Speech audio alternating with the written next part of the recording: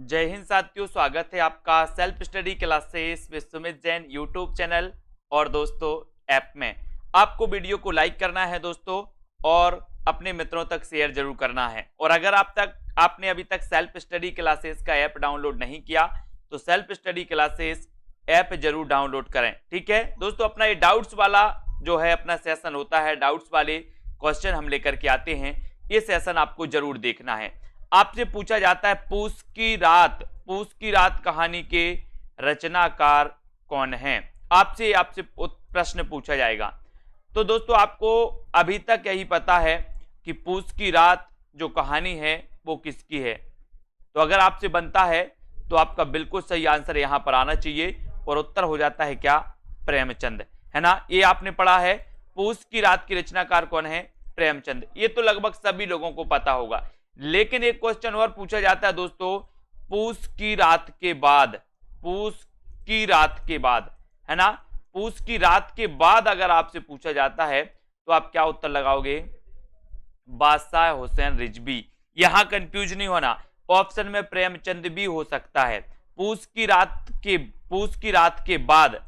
के बाद की रचनाकार कौन है, तो कई लोग कंफ्यूज होकर प्रेमचंद लगा देते हैं क्योंकि उनको पता है पूस की रात तो प्रेमचंद की है, तो ये पूस की रात के बाद यानी कि ये भी प्रेमचंद की ही होगी। ऐसा नहीं करना।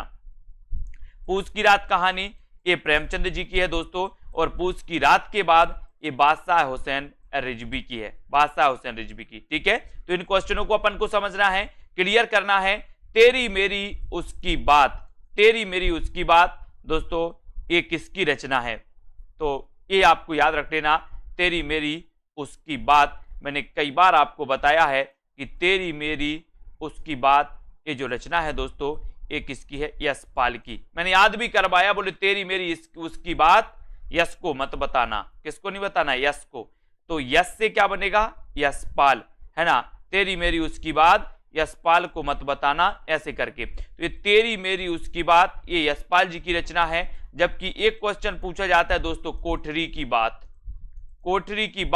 बोले सर कोठरी की बात कैसी रहनी चाहिए।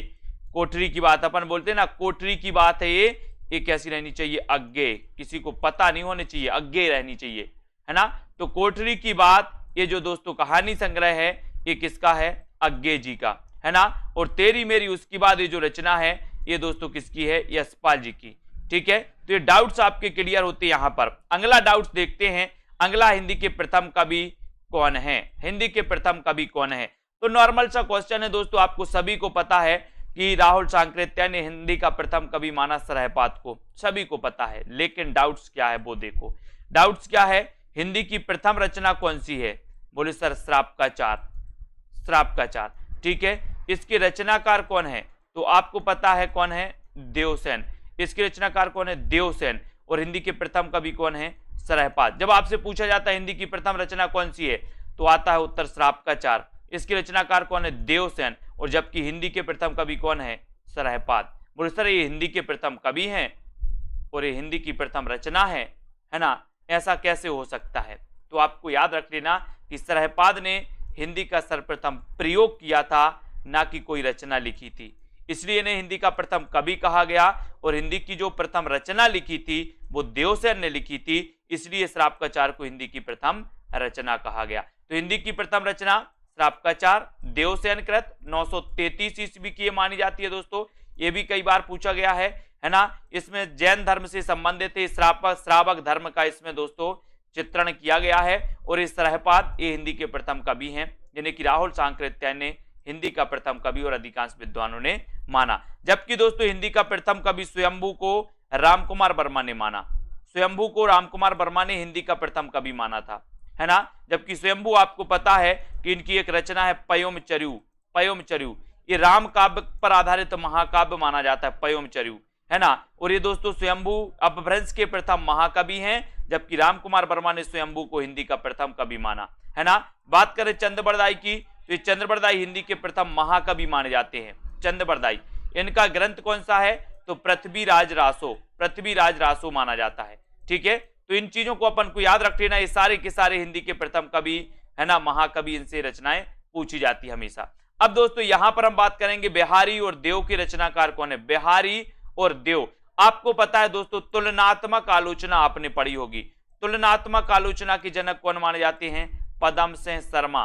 कौन माने जाते हैं? पदम सिंह शर्मा। ये अगर क्वेश्चन कभी आपसे पूछा जाए कि तुलनात्मक आलोचना के जनक कौन है, तो पदम सिंह शर्मा। यहां पर देखो, बिहारी और देव की तुलना की और बिहारी को श्रेष्ठ बताया किसने?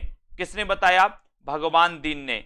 जबकि दोस्तों इसका उल्टा, देव और बिहारी की तुलना की और देव को श्रेष्ठ बताया किसने? मिश्र बंधुओं ने, यानी कि कृष्ण बिहारी मिश्र बंधुओं ने।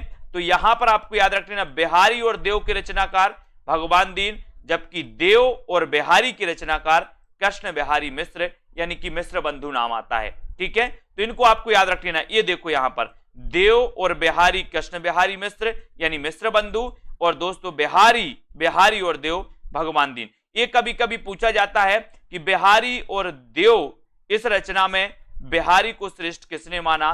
तो भगवान दीन ने। देव और बिहारी में देव को श्रेष्ठ किसने माना?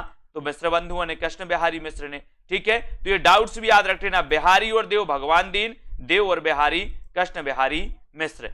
ठीक है, क्लियर। अब यहां पर आते हैं दोस्तों, त्रिलोचन का वास्तविक नाम क्या है? त्रिलोचन का वास्तविक नाम आपसे पूछा जाता है। डाउट्स यहां होता है, एक तो क्वेश्चन आपसे पूछा जाता है दोस्तों कि नागार्जुन का वास्तविक नाम क्या है। एक क्वेश्चन आता है नागार्जुन का वास्तविक नाम क्या है, जबकि नागार्जुन को आपका पता है दोस्तों कि नागार्जुन का जो है क्या वास्तविक नाम था इनका? नागार्जुन का जो वास्तविक नाम था वो था वैद्यनाथ, जबकि त्रिलोचन का वास्तविक नाम क्या था? वासुदेव। क्या नाम था इनका? वासुदेव। किसका?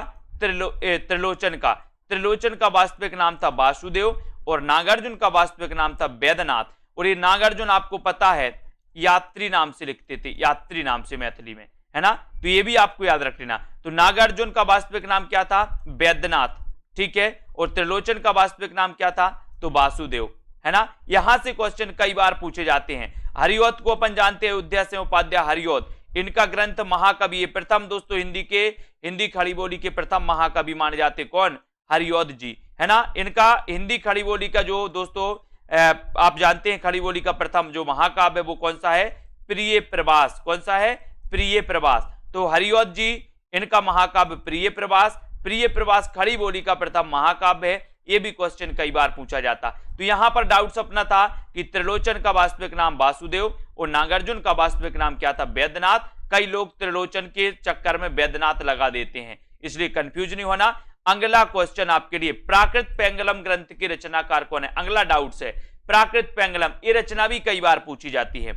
तो यहां पर दोस्तों दो चीजें आती हैं, दो में डाउट्स होता है, एक तो लक्ष्मीधर में और एक बंसीधर में। बंसीधर, लक्ष्मीधर। तो यहां आपको डाउट्स याद रख लेना है।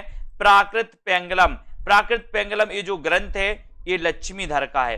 किसका है? लक्ष्मीधर का। जबकि बंसीधर ने प्राकृत पेंगलम की क्या लिखी थी?